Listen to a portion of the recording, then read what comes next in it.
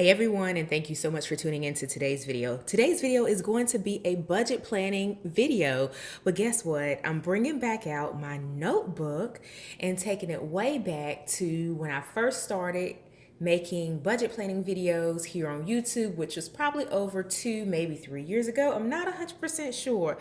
So I've used a notebook in the past to take care of my budget planning, and I really like that method. I think I will be retiring my Erin Condren planner that I've been using, which is the deluxe monthly planner. So if you remember, if you've watched some of my previous videos, I've been using the blank pages that are remaining in the planner. This is a monthly planner. I've been using the pages in the back just to track my budget through like DIY methods, but I'm down to like 2 pages. So I'm gonna go ahead and retire that planner and put it away in my keepsakes box and just move on from that. So I've pulled back out just a notebook from Erin Condren. This notebook is the productivity notebook. It's college ruled, and I purchased it maybe back in 2009 because that's the first kind of budget spread that I see in this planner or in this notebook. It's not a planner, but I'm going to create a DIY spread in the notebook for monthly budgeting. This is what the pages look like. They are just, college ruled. I believe it said pages. They have kind of a margin for like checklist, which comes in handy when you have your goals, your financial goals that you are tracking to. And I have quite a bit left of this planner in the back. Let me make sure there's nothing there. I do have a few notes back here, but that's fine. So in the back, there's stickers. I still haven't used the stickers from my other Erin Condren planner, but maybe they'll come in handy today. I'm not quite frankly sure. But nonetheless, I'm going to use this to create my DIY spread for budget planning. But first things first, if you're new here, hey, welcome. My name is Coach D, and I love all things planning. Here on my channel, I share pieces of my life with the hope of helping you to balance, grow, and succeed in yours. Budget planning has been a huge win for me and my family in terms of our ability to pay off debt, to start to really get some savings under our belt, and to really kind of create a path for us to build generational wealth for our kids and our family over the years. So it's really an important part of my life, and I hope that you take the opportunity to budget and to plan your expenses and your income and your savings and things of that as well, whether it's through a budget planning mechanism, an app, an Excel spreadsheet, or just something that you create on the back of a napkin. I really encourage you to take the opportunity to do some budget planning. So like I said, for me, I've used planners, I've used notebook, I've used, kind of scrap paper in the back of planners to really start to budget plan on a monthly basis. And as a result, we've paid down quite a bit, and it was actually a lot, in credit card debt. And that's been helpful for us to live financially free. So on this side, I'm going to do a bill tracker. On this side, I'm going to create kind of a spread for my budget goals. I purchased these pens from Michaels. I'm always buying new pens. Pens come to my house, and this is their final destination in a short amount of time, but hopefully you can see that. I'm not sure. But anyway, so this is the Artist Loft pens. They write really smooth just off the bat. Like I said, my kids, they will destroy pens. They'll either, end up breaking them or they'll use them up. But anywho, so I'm always purchasing ink pens. So these came from Michaels, and they write really well. So this page is going to be a bill pay tracker, and this comes in handy for people like me who can get forgetful, who can get on the go. Y'all know my story. I have a bunch of kids, y'all, and a lot going on in terms of my career, in terms of my business. So it's really important for me to have some type of checklist in place, not just a plan in place, but a checklist to where I can make sure that as bills are being paid, I am going in and checking off the fact that they've paid. Some of our bills are not on auto pay. I think I touched on that in a previous video as to why sometimes it's just easier for us to pay them based on, check run dates and, additional income that we may have or whatnot. It's just, it's been a little bit easier for us to manage just having the amount of bills that we have because we do have small children, we own our home and things of that nature. So it comes in handy to have a bill pay tracker.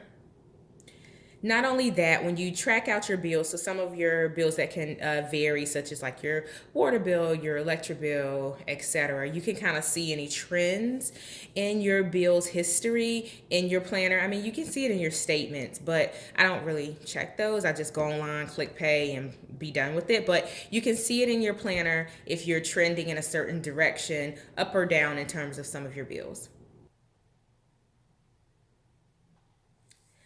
So these are our bills, and off camera, I'll go in and I'll put down the amount and then the payment date, and I'll use this as kind of my check area to make sure that I am accounting for things that are getting paid off. So that's going to be it for this particular section. Over here, I'm going to use this to track some of our expenses that are one-offs to the month. So for example, I have some kind of major expenses. For example, my car inspection, car taxes. My daughter is graduating from kindergarten, so we want to make sure that we do something for her. Mother's Day is coming up in May, and tree removal, and then some other things that I need to tidy up a bit. So we have kind of that as our to-dos, and I'll put the dollar amount beneath it. And then below that, I will put down some financial goals.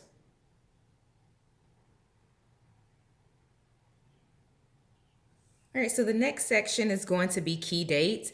Guys, when my handwriting gets a little sloppy, I'm telling you, it kind of gets under my skin. I really like things to be neat in my planner, so I don't like to cross things out. I don't like to scribble things out. If I make a mistake, I'll try to fix it in some type of creative way. So like I mixed up the amounts that go under each line, so I just drew an arrow between the two, but I really am. I don't know if that makes me a neat freak or what, but I don't like when things get messy in my planner. And I most definitely try to keep my planner away from my little guy. He's 3. And if he gets a hold of my notebooks and my planner, sometimes he'll try to write in them, color in them.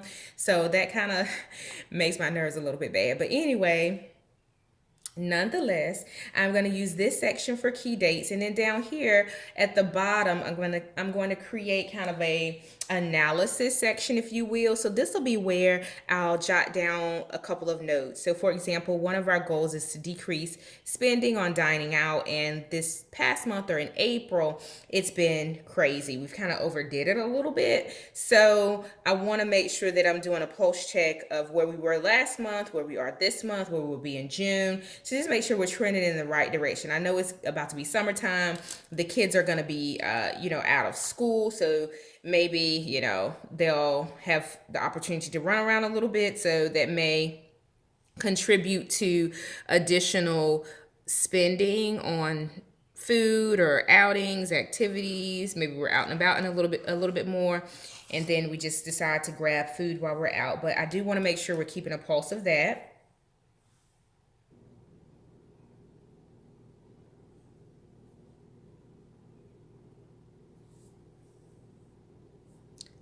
All right, guys, that's going to be it for today's video. This is my old school DIY budget spread. I added a few things just kind of off camera, a section for our tithes and offering that comes first. It's just not first for this particular spread, but anywho, and also a scripture down at the bottom. If you follow me over the long haul with my channel, you know I like to leave something encouraging on my spreads, whether they're budget spreads or weekly spreads, monthly, it doesn't matter.